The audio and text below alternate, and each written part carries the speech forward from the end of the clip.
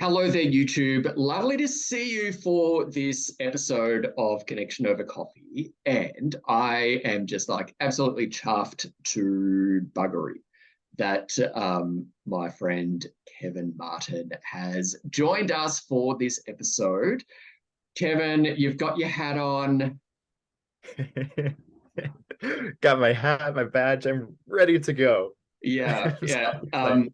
So my friend on YouTube, I was just asking Kevin about his badge there. And Kevin, what did you say it does, this magic badge?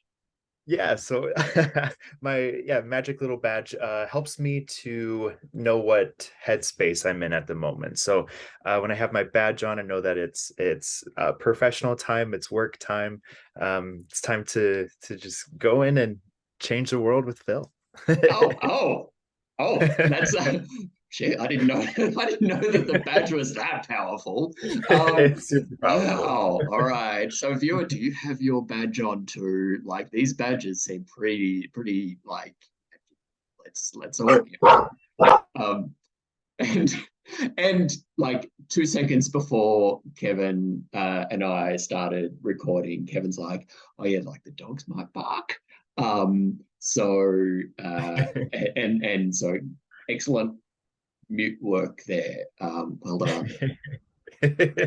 Hopefully we get it out of the way early on, and we'll be good to go. Yeah, they just get their zoomies done and then go back to sleep. Yep. Yeah. All right. So Kevin, you good to go? Good to go. All right, viewer, I hope you're good to go. You've got a coffee, and let's have this chat. Yes.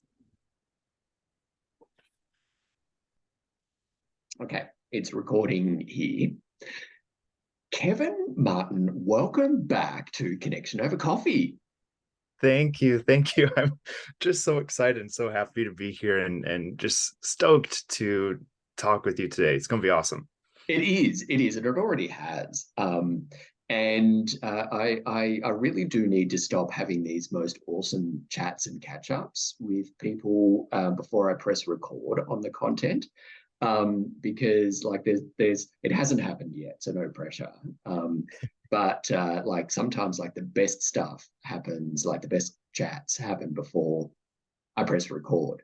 So yeah, like I feel though we've kept a bit in the tank.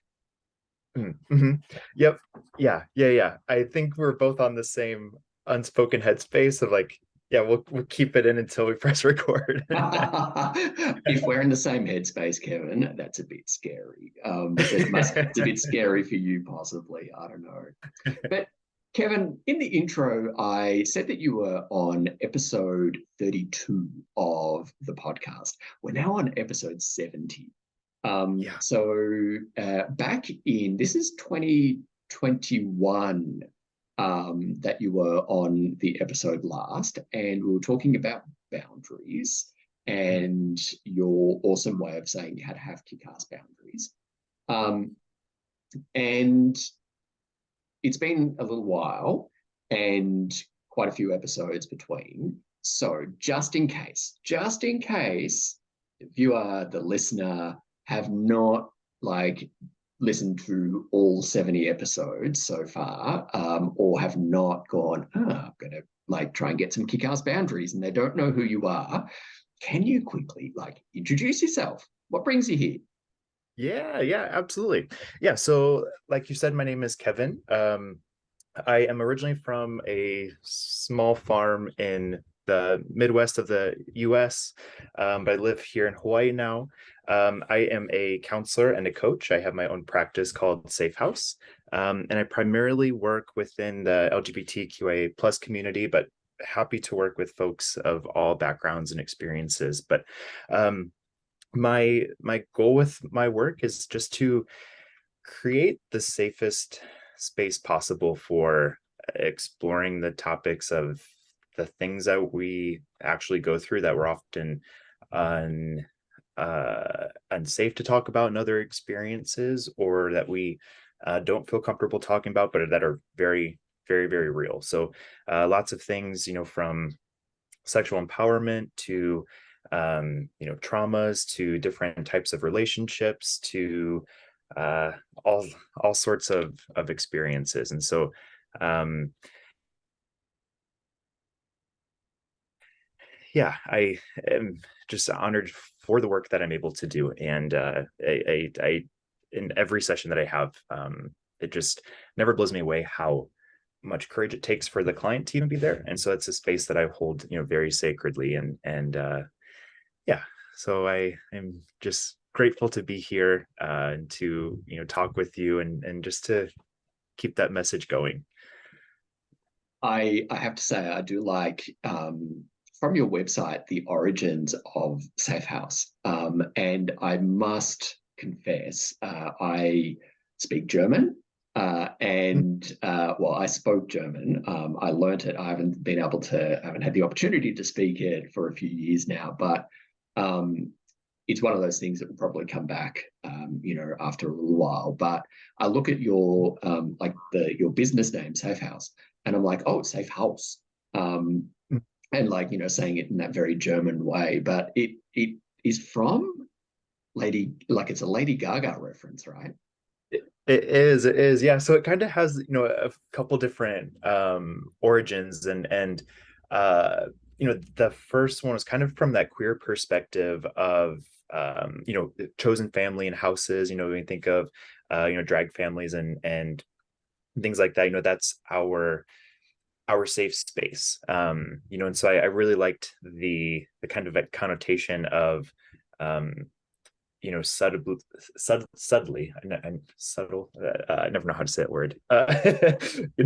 Subtly connecting like that queer notion. To let people know that yeah, this is a home, Mm. but it's a safe one at that.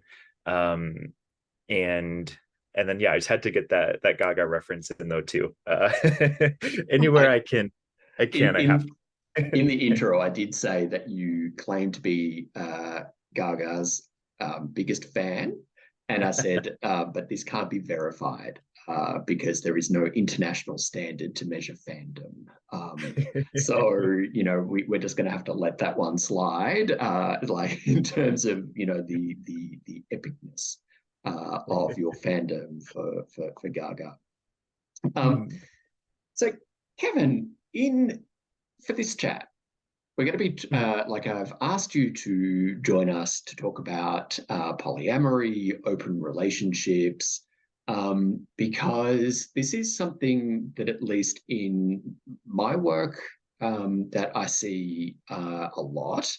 And I know that in your work at Safe House, you talk about, navigating relationships, including polyamorous, open relationships, for your clients.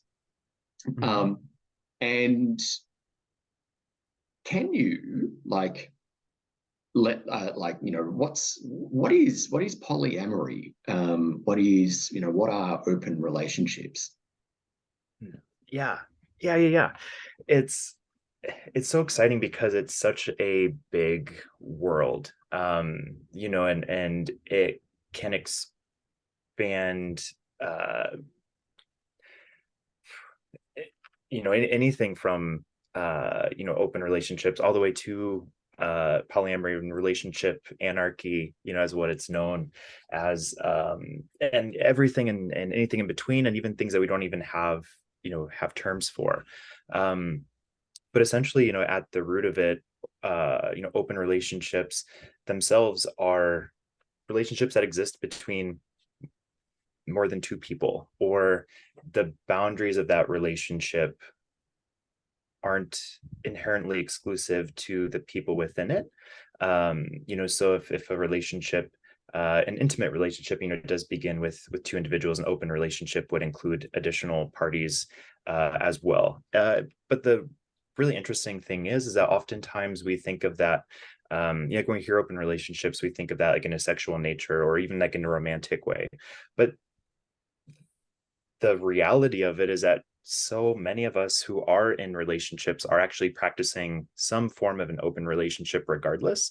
We just might not know it, because we have that emotional domain. We have different like financial domains, social domains. And so like our social understanding of a relationship between two people, like within that traditional structure, we tell ourselves that fairy tale that those two people involved have to be the sole providers of every single need that the other person has. Just in our modern world, that's not realistic. And so open relationships are providing, a foundation for the ability of our our individuality, but also our humanness to be fully present, if that Yeah, makes sense. it does. It kind of, what you're saying feels to me like an adaptation of that maxim, it takes a village. Yes, yeah, absolutely.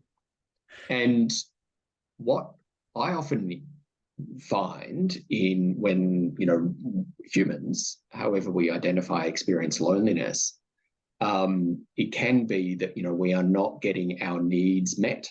Our connection, well, it is, because we're not getting our connection needs met. And our connection needs can't be met by one other person. Mm-hmm. And we are meant to live in community. We are meant to be who we are, and then there are people in our lives, including a significant other perhaps, that are our people, the people closest to us. But then also we must have community, and we must feel connected to community for us to thrive. And it's hard to not speak in generalities in this, but in the days of yore, when we all lived, in villages, or but we weren't in massive cities, and so consumed with money or whatever like that. Like, we became like we were like, community members of a community. And so, our connection needs were met by neighbors, friends, other people like who lived on the other side of town, or something like that. So yeah, it seems to me that's a similar thing to what you've said about, having an open relationship, or being in an open relationship.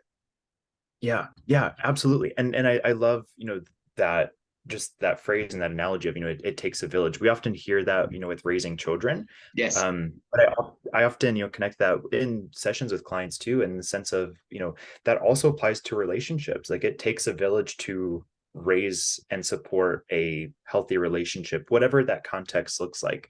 Because you're spot on. We do need that support, and connection holds so many different forms.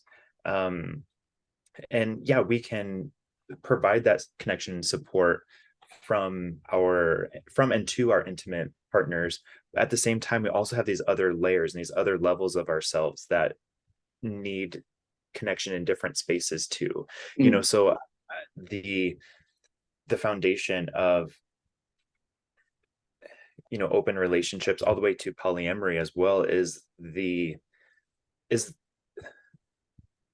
self-respect of knowing that variety of connection that we genuinely need.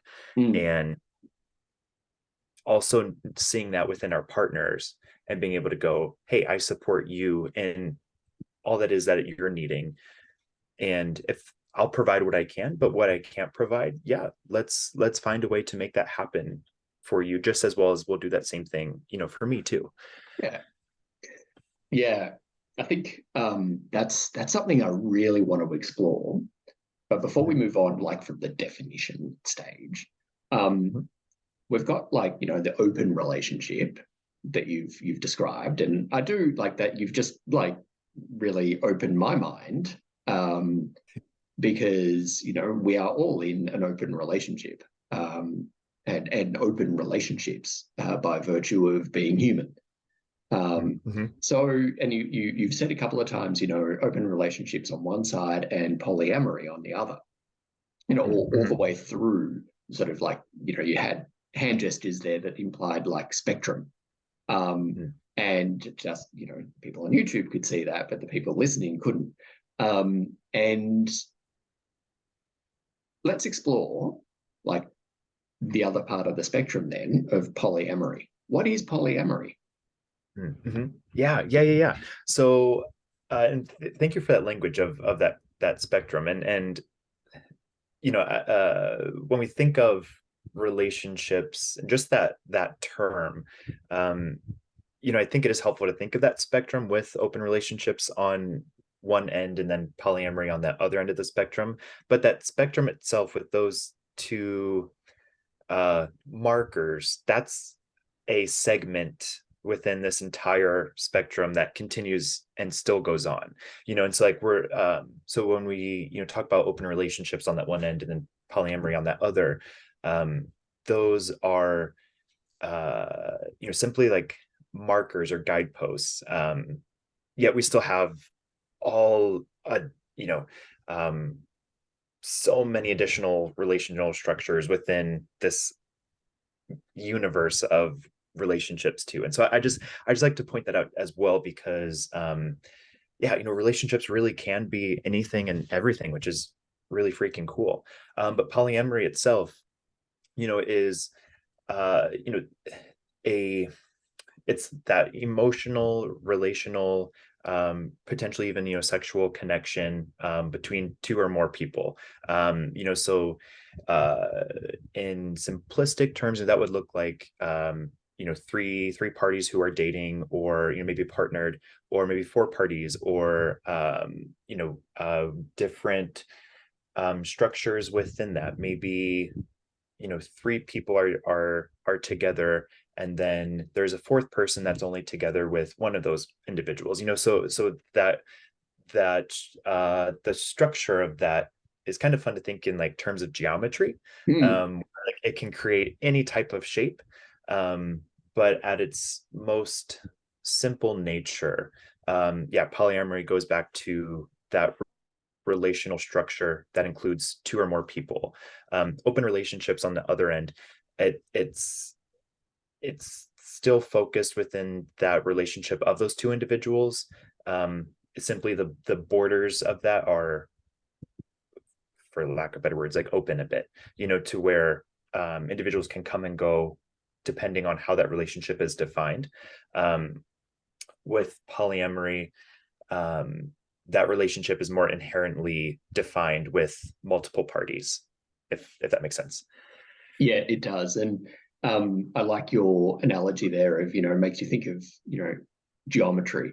For me, in my head, I had like the structure of an atom. Oh yeah. Like that we, you know, all did in, you know, maybe not all did, but, you know, did in you know, high school science. So, you know, like an atom with like little sticks that go to other parts of, you know, other electrons or whatever. It's been a while since I did this, but yeah. So I can see, like, you know, these little points of connection with other other parts. Yeah. So with that all in mind, like what's been your experience of polyamory? Yeah. So I've yeah, had a variety of experiences, some consensual, some non-consensual, which is interesting. Like now that I've, you know, lived a bit of life and have been able to look back, you know, I've been able to see like, oh, you know, I was already in this experience before. I just didn't know it. You know, and so that consensuality piece is the just the root of the health and the development of, you know, safe relational structures, especially ones that are non-typical, And when I say like non-typical, I mean like not monogamous there, since that is the typical structure as we know, or that, society kind of says this is the way to go. So yeah, for me, I've been, very like fortunate to have a like a variety of experiences where, yeah, I've not only myself have explored, some of those different structures, but have witnessed it with, friends and some of my social groups, but also, through a, variety of clients as well. And it's so interesting to see the natural ebbs and flows of what the relationship looks like. And that's like a point that I think is really critical to keep in mind, is that open relationships and polyamory are, and just relationships in general, but particularly here, they they are like water, in the sense of they're ever evolving, ever flowing, dynamic, ever changing and becoming something new or something different. um uh and it's just really fascinating to see what that looks like over time.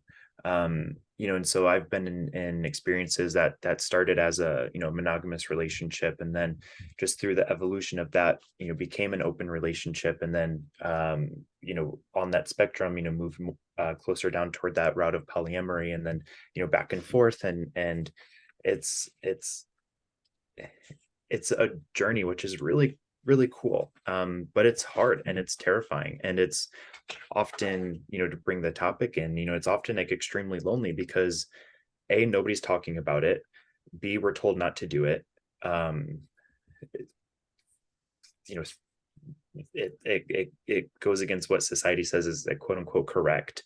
So then we feel shame about it, and then we feel even more isolated, and then it's a lot to explore and to go through, but it's beautiful at the same time. It's the highs of emotions on all realms. Mm. I think let's go there. So thank you for sharing that first.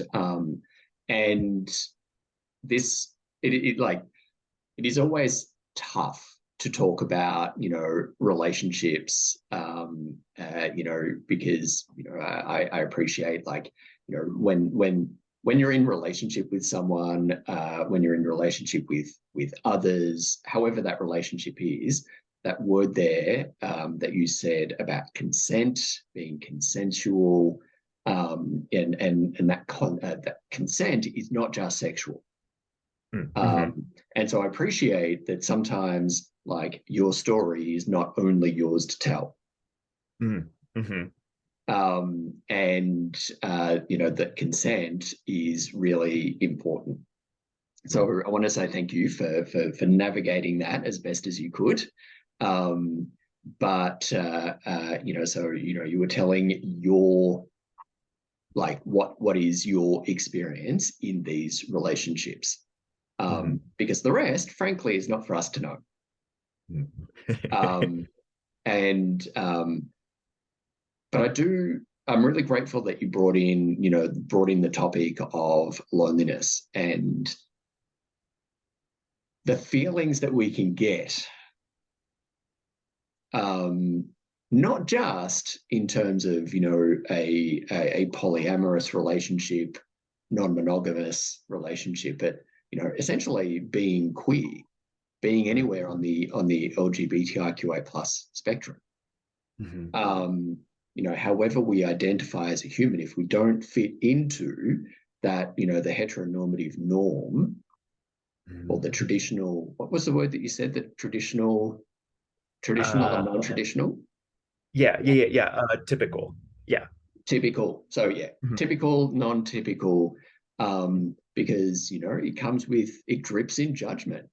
Anytime you step out of the non-typical, Mm-hmm. we risk judgment. Mm-hmm. And even when we're in the typical, we risk judgment too, everyone. But it is a lonely place. What do you Yeah. see? Like you mentioned there about the judgment that we have that comes from, or that is closely associated with the shame that we can feel that, this is wrong. We're not meant to be doing this. What will people think? Um, and yeah, like how does that come up? Mm. Yeah, yeah. How does the It's so lonely the question is there, sorry, Kevin, like the question is there, rather than sort of leaving that sort of like float out into the world, the question is there, how can polyamorous relationships feed loneliness? Mhm. Yeah, yeah.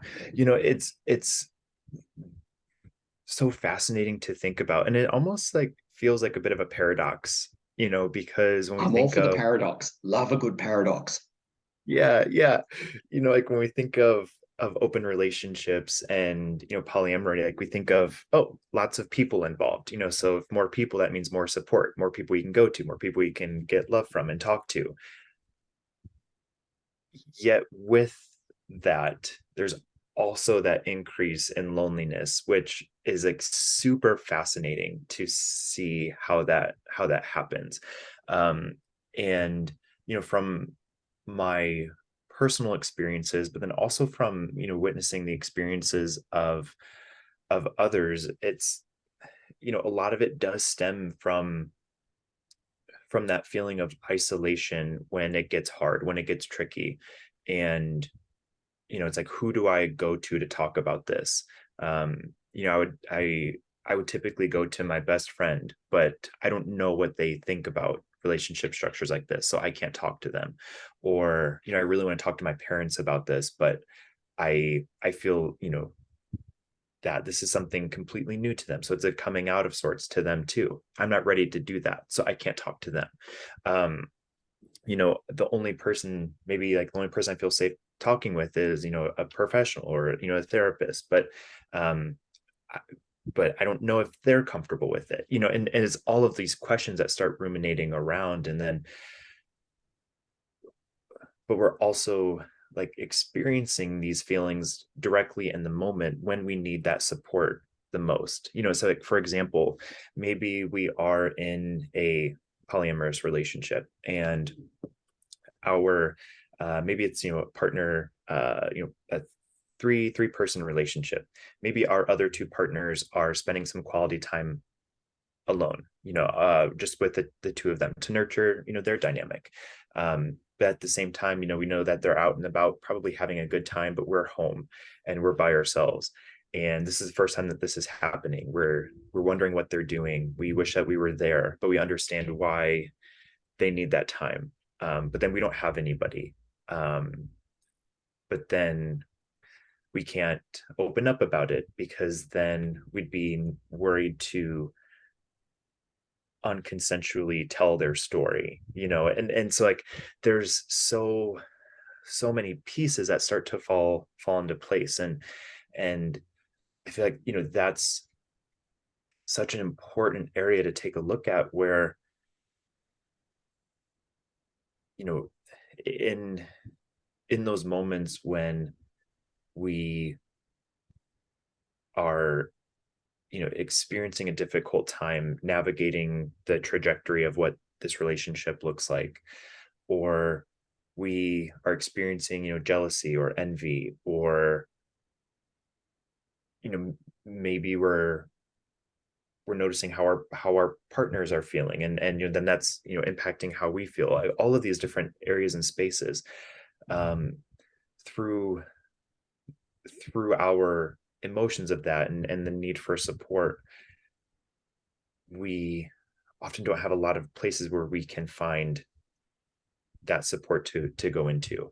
And then that feeds that isolation, which then any time that we are isolated, shame loves to just come in and hang out there right beside us, and it'll feed it even more, so we stay even more isolated. And if we don't catch those moments, they can be really, really painful. Yeah, I often say that shame and loneliness and trauma Mm. Mm. dance. They're in a polyamorous relationship with each other. Just to bring the context in there. But yeah, essentially, like they dance like they're a troika. They're a trio who like feed off each other. And loneliness is both shameful and a traumatic experience. Might not be a capital T trauma, but it's upsetting. It's an upsetting experience. Then being left alone, and FOMO, not getting life not working out as we imagined it to, is traumatic.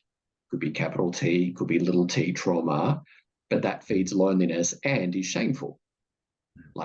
And then shame is both a lonely experience and a traumatic experience. And so the three of them have this like awesome dynamic, like maybe not like awesome is in it, yay, I want this dynamic, but it's a dynamic that like we all have, which makes talking about loneliness so hard because it's traumatic and we have to confront shame. But if we are going to be talking about loneliness, if we want connection, we've got to talk about loneliness.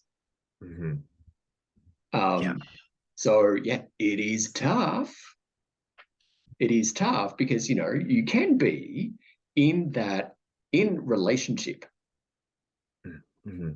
sexual, platonic, whatever it is. And if there are three, I think anywhere where we get like more than one human together in some kind of social bond, I just think like the dynamics at play are deeply fascinating there. But if there's a fear there about what other people, like how my feelings will be interpreted and what how they could be upsetting or disruptive or whatever it is, that could actually be a really lonely place. Because to use your example, the other two people in the throuple are out, someone's at home, and the power of the stories that they're telling themselves there is like, it's tremendously powerful. And we've all been there, whether or not we're in a polyamorous, whatever kind of relationship we're in, whether we're single or whatever. Like if we've been around other humans, we've done this.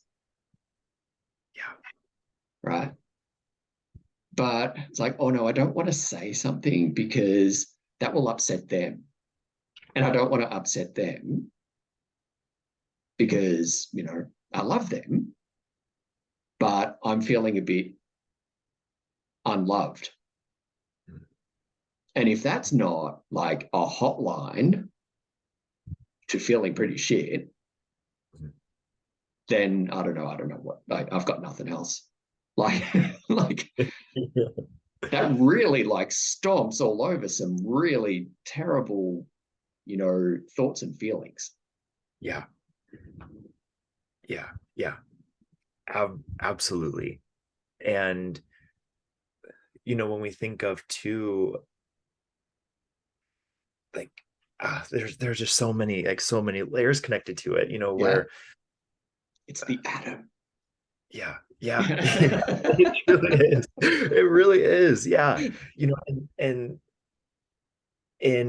in those moments when we are feeling alone and unsupported, and like we're having that innate desire, like I want to tell my story with somebody who has earned the right to hear it, but shame is blocking that entrance as hard as it can. Then something that we want to do is like, okay, well, let me think of a role model, who's somebody who's already doing this, but because of all of the social shame and judgment kind of attached with non-typical like relational structures, we don't really have any role models. Like I myself like literally can't think of anybody who uh in the media, or like somebody that we can take a look at and be like, aha, here's a roadmap, or here's one way. Like Mm. we just don't have it because we don't talk about it, because we're quote unquote like not allowed to talk about it. Yeah. And so that feels even more isolating then. And then two,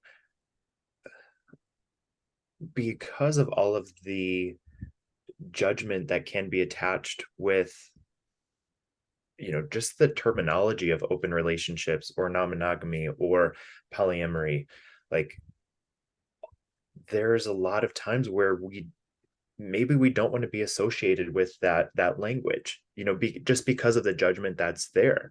We might have an idea of what and how society feels about these types of relationships, or maybe what our family does, or our religion, or maybe even our community itself, maybe even like our queer community itself, like the judgment that's there as well. And so then there becomes this additional layer of like, oh, I'm in this type of a relationship that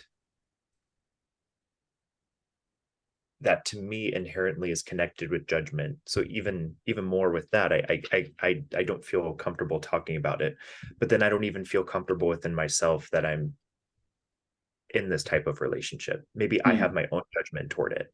um so then like we're judging ourselves through that process, even though that's the connection is something that we are looking for, Yeah. if that makes sense. It absolutely does. And it goes to my next, like the next question. It's like, if we're going to be exploring like the loneliness of, that is like the potential for loneliness, there's always the potential for loneliness. Whatever, like as a human, there's always going to be loneliness. Like it's just like hunger, thirst, need for connection. And when we don't get that connection, like we feel lonely. It's just like there's no getting around that. It's a fact. But what are like how can a polyamorous relationship feed connection? Hmm. Mhm. Yeah. How can, in your view, how could they feed connection? Mm. Yeah. To me, there's oh, a whole variety of ways, but there's two two main areas that I'm thinking, and I'm really excited to share them, especially the second one. But like on that first layer, it's that ability for us to assess within like our own self, like first and foremost, what it is that we need, and then to like share that within this dynamic, to then have that opportunity to get those needs met. Mm. So say we're somebody who is craving emotional connection, and so we're able to communicate that with our partners of like, hey, like this is what I'm really needing, this is what this looks like to me. um and then we have that within that, like that consensual relational structure, we have that safety of like, ooh, yeah, I see that this is important to you, let's figure out a way to make this happen in a way that everybody is on board with. And so there there's this opportunity for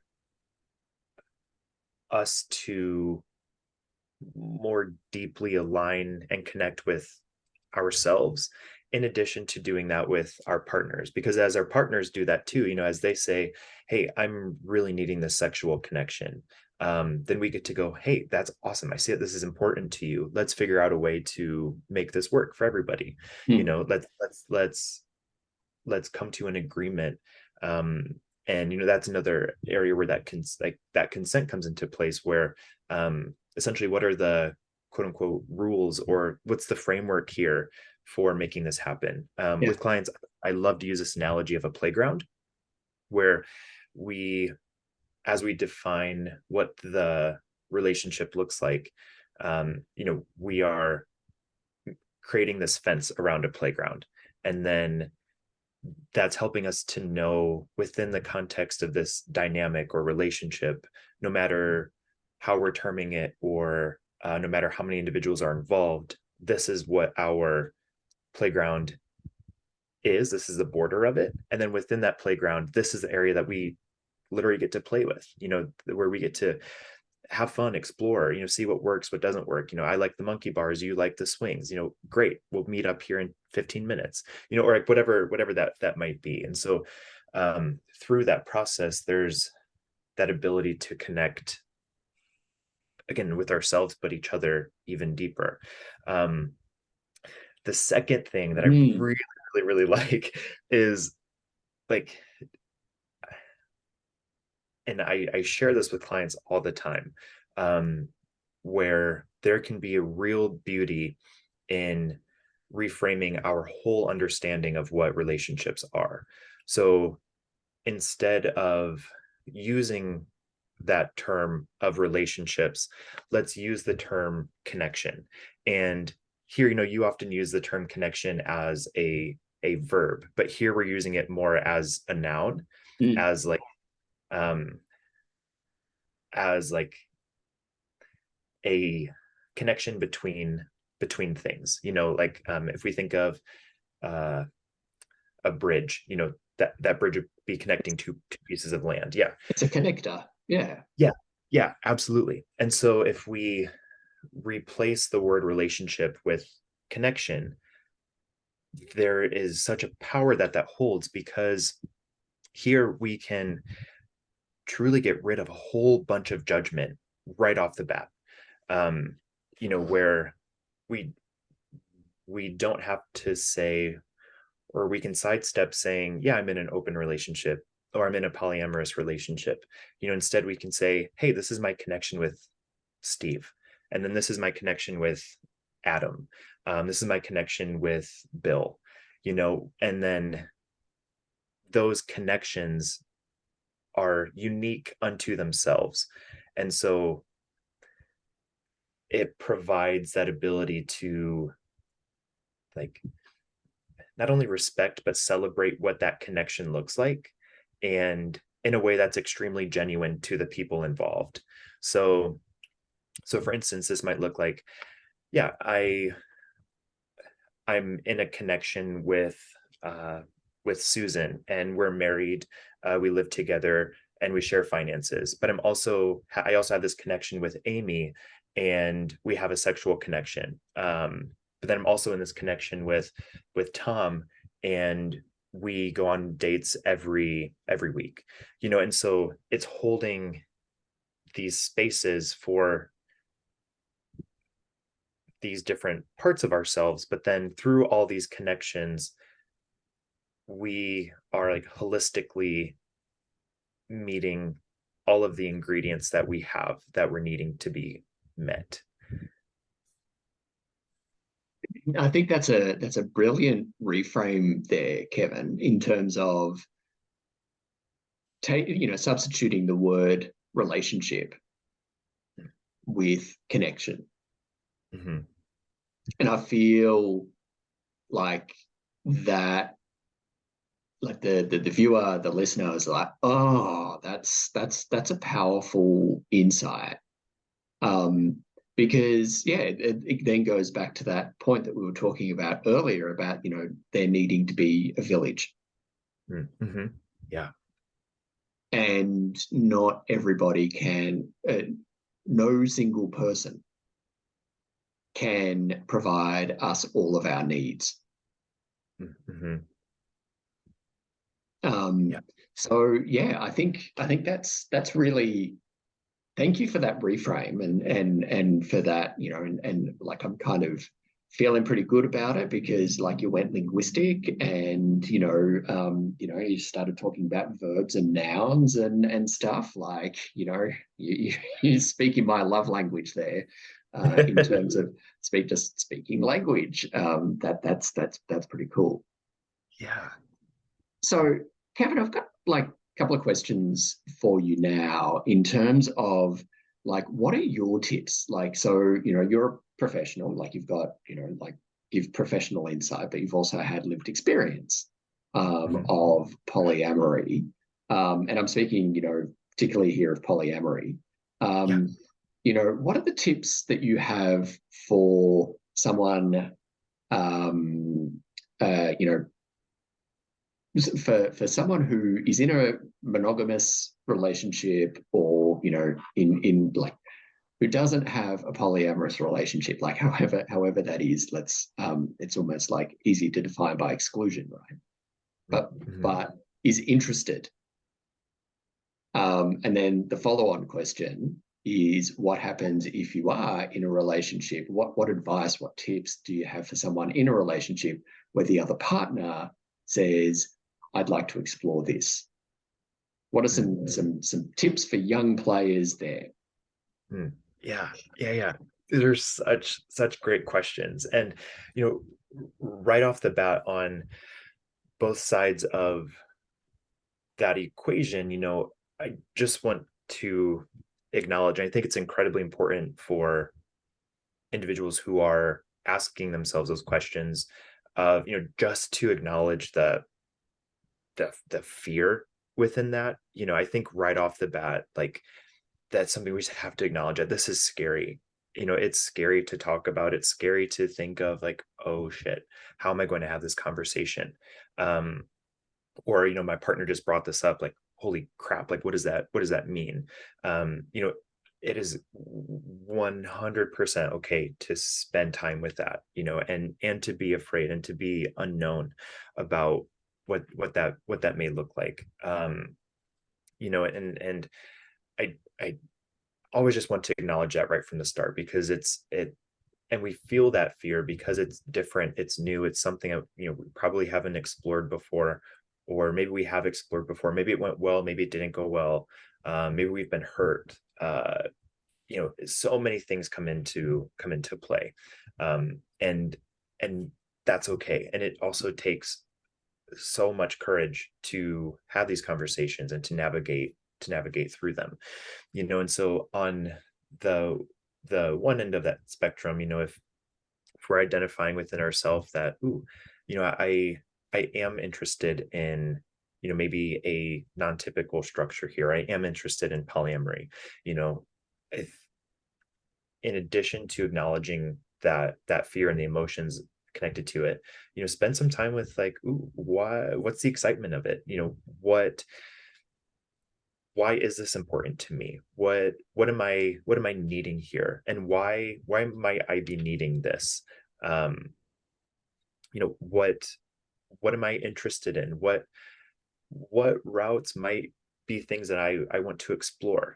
We want to spend time with that individually first, and doing so within our own self from that non-judgmental space is critical, where we don't want to Mm. judge our own story there. um and then to start bridging that conversation with a partner.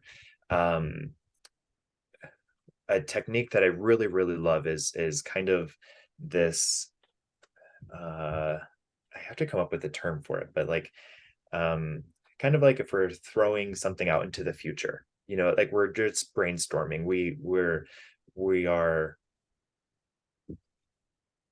Projecting into the future. exploring.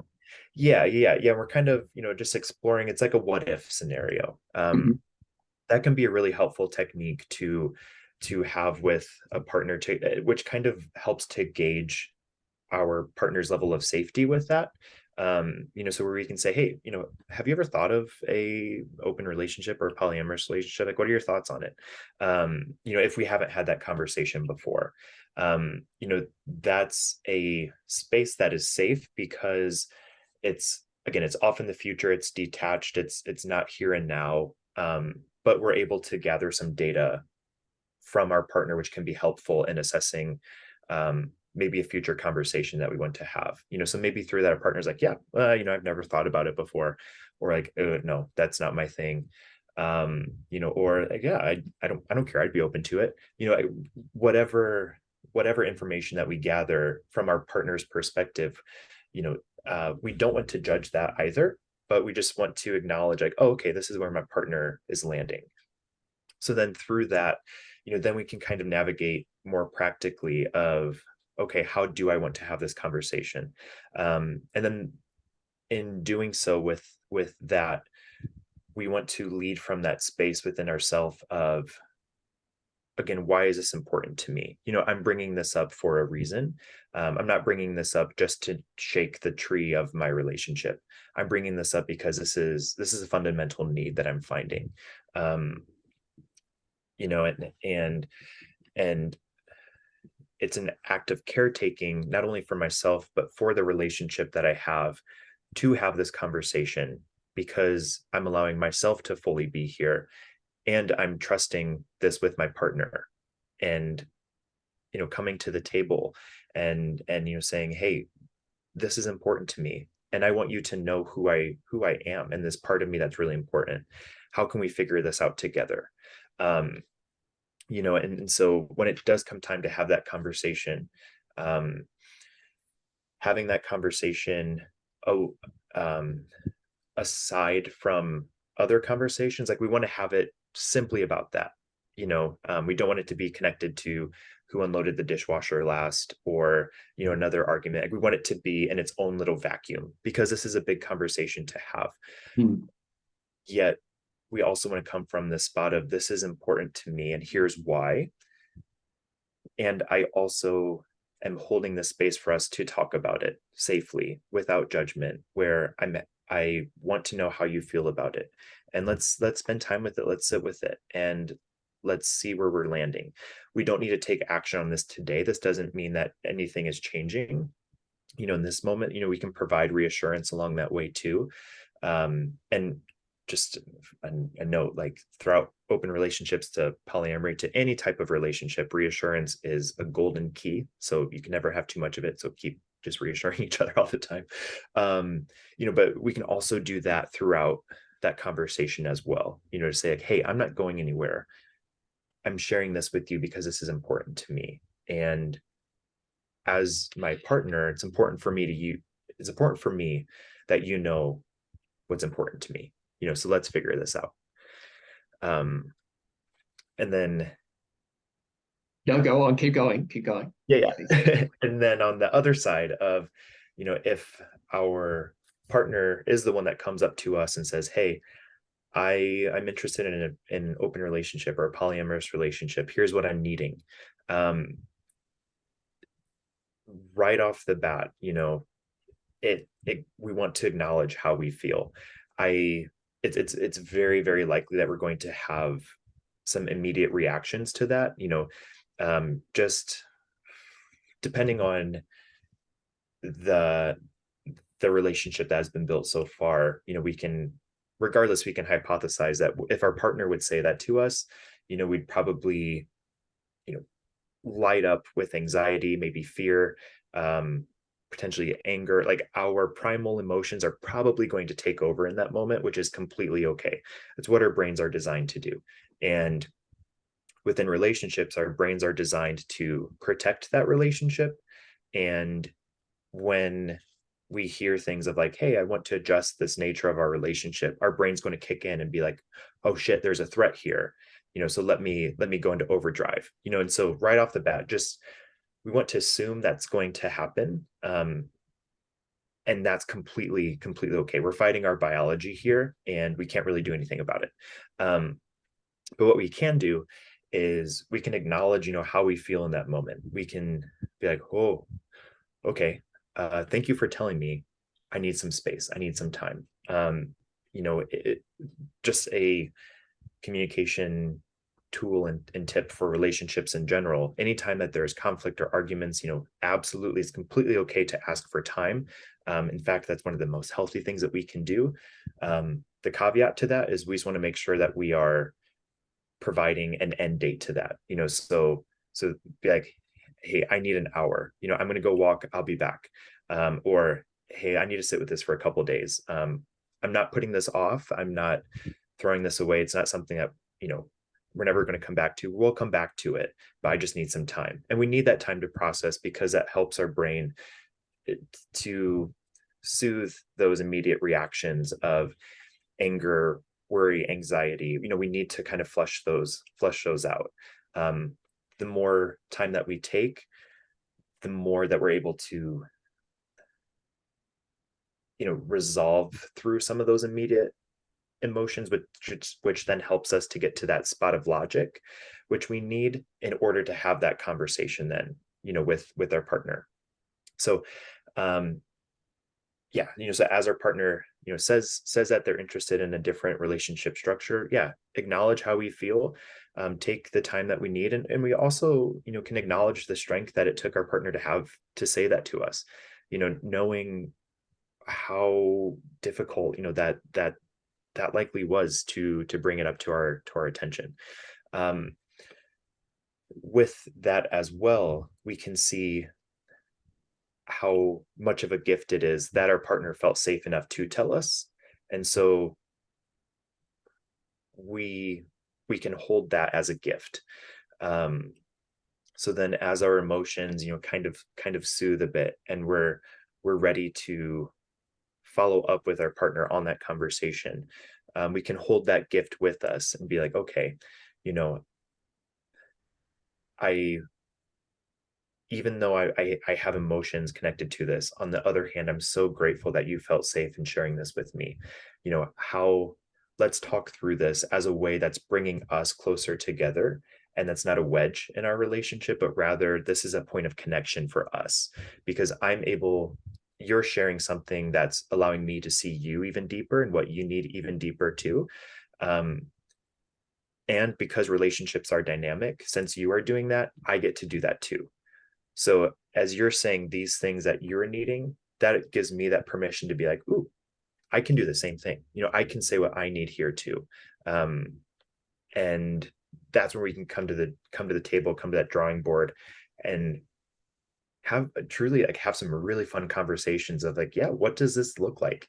Lots of conversations I've had with clients and couples who have been, or are in that process of addressing their relationship structure. Those are some of my favorite conversations, because we're able to go back to that root of who we are as individuals and be like, oh, I really like this thing, but you don't, and that's okay. But now is my chance that, I can go do that thing, or you can do this thing, and then through those experiences that we have, we then come back together, which is so cool.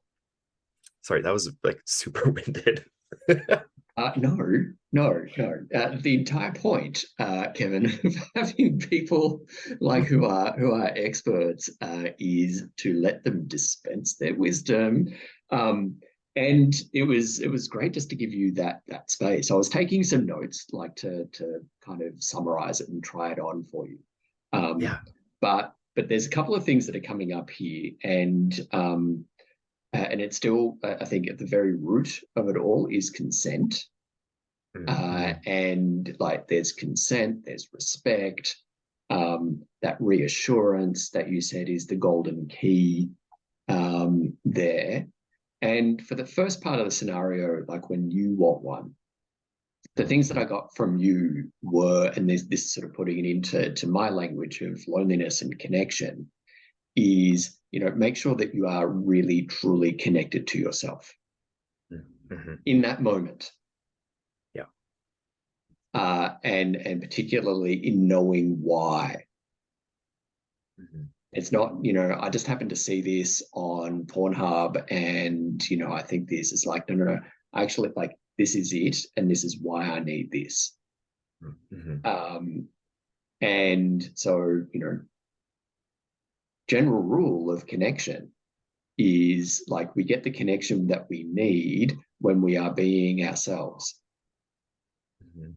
And if we're not being ourselves, if we're not, being like aligned and being authentic, if we're not connected with ourselves, all the connection that we get outside of ourselves is not going to hit the mark.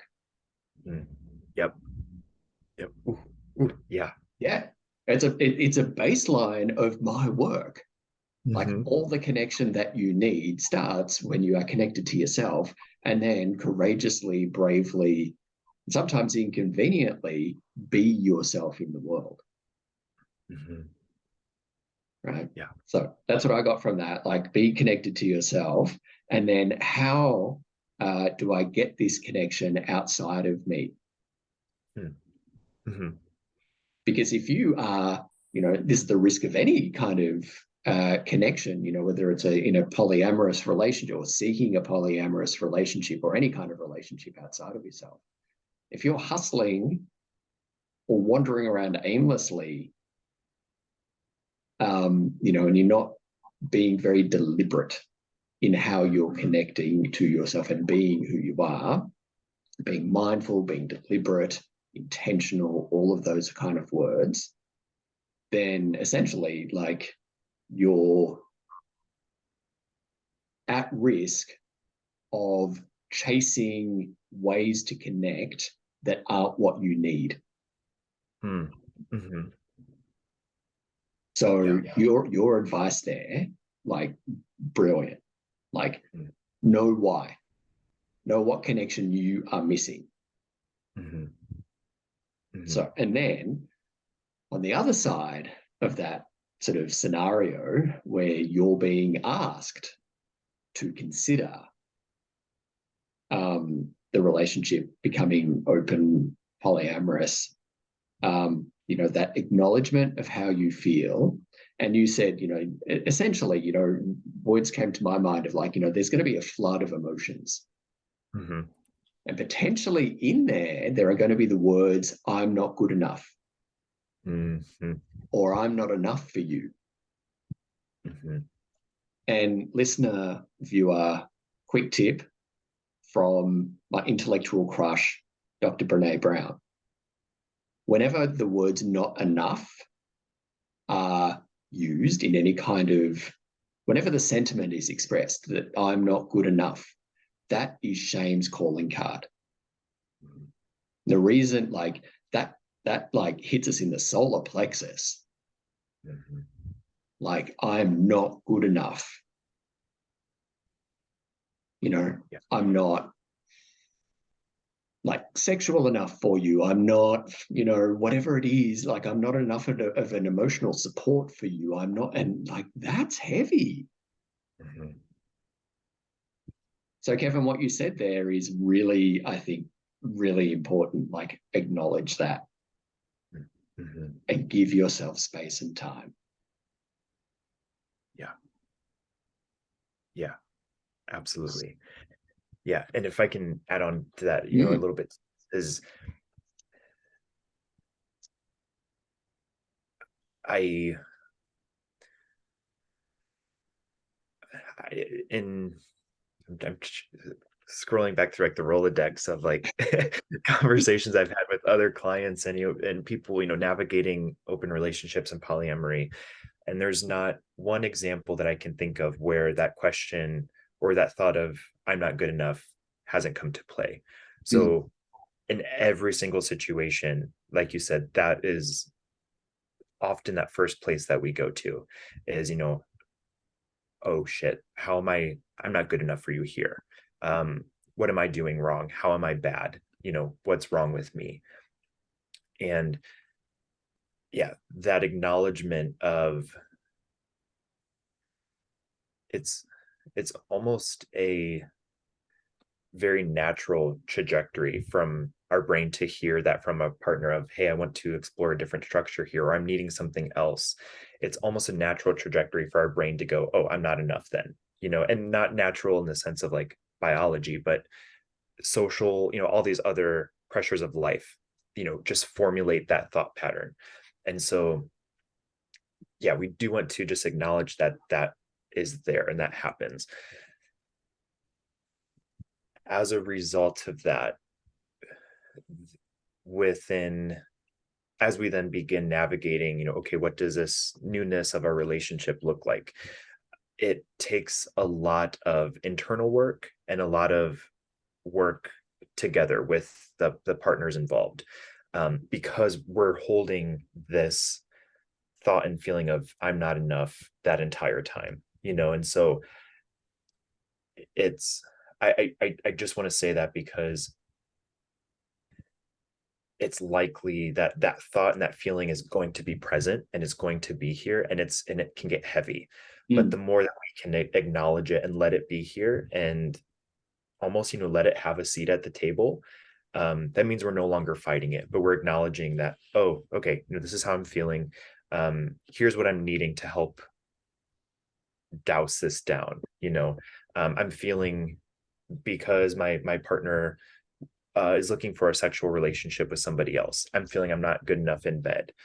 So from my partner, I need this reassurance from you, um, help me here. We, even though that, you're still opening, and we're opening a door for an additional connection, we still have this connection, and you're still my partner, and I still need this support from you, and so let's hold this together.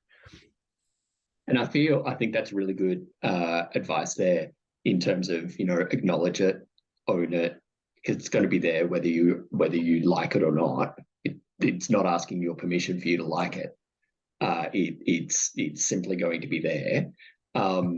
And I feel, on that side of that scenario where we're being asked to entertain the thought, to consider it, that critically connecting to yourself there is an important first step.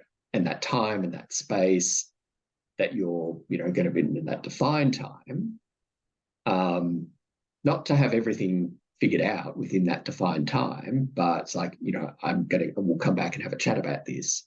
We'll go round two. And I still might not have it sorted out by then. But if you're connected to yourself, and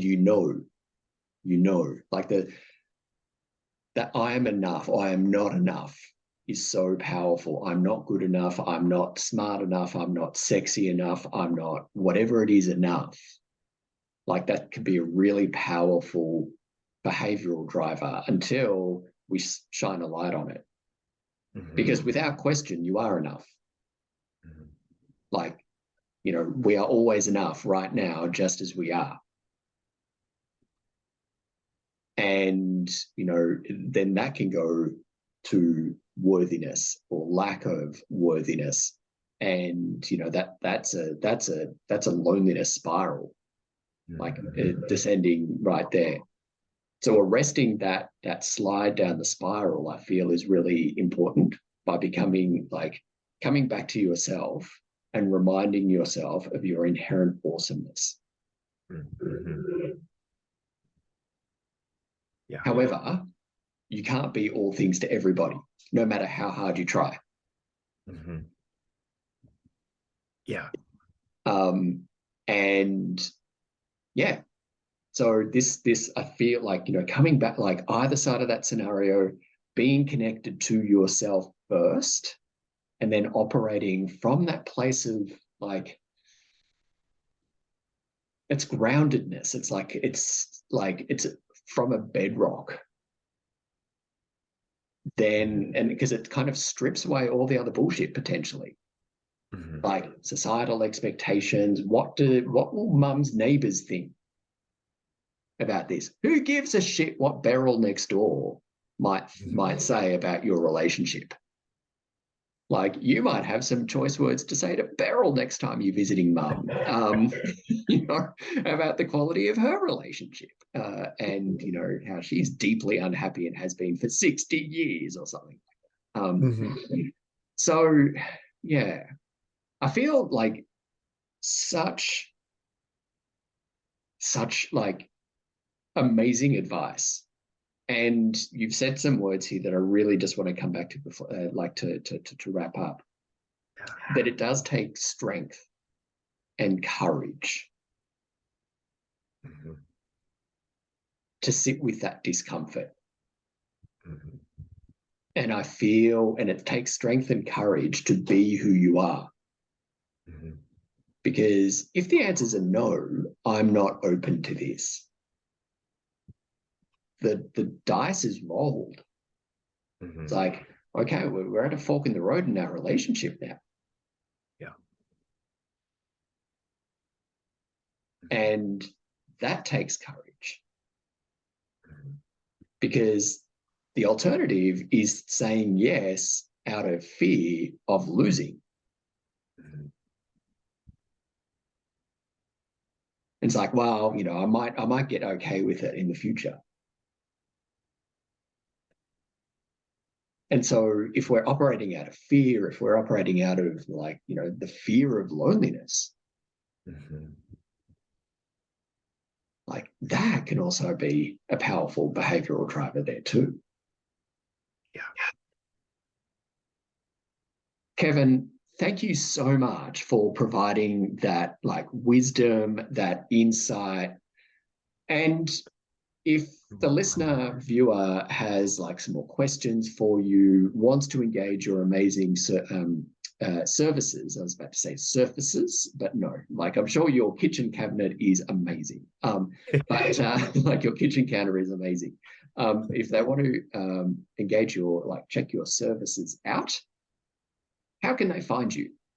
Yeah, absolutely. So, two best ways. The best way is check out my website for my practice, which is safehousecounseling.com.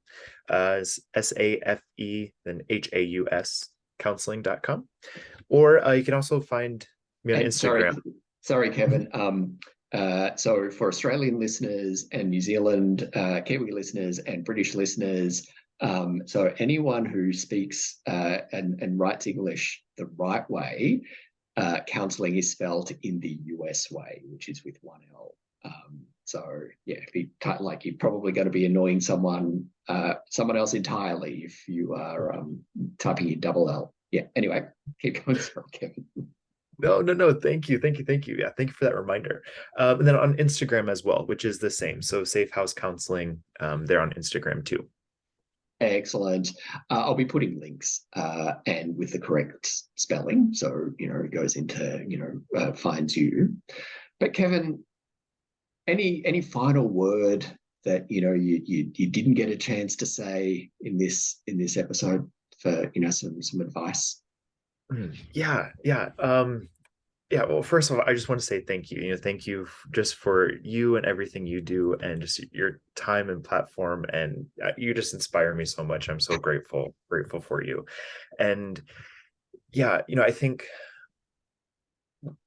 with exploring, open relationships and polyamory and non-typical structures, like you said, it's hard, and hard is an understatement.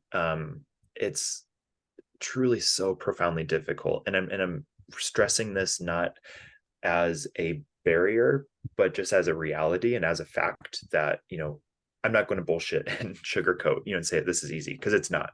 No.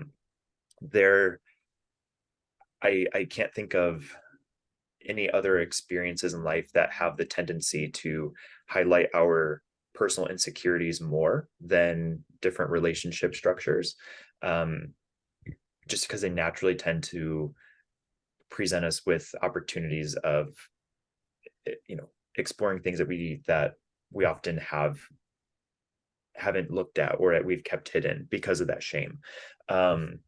But at the same time,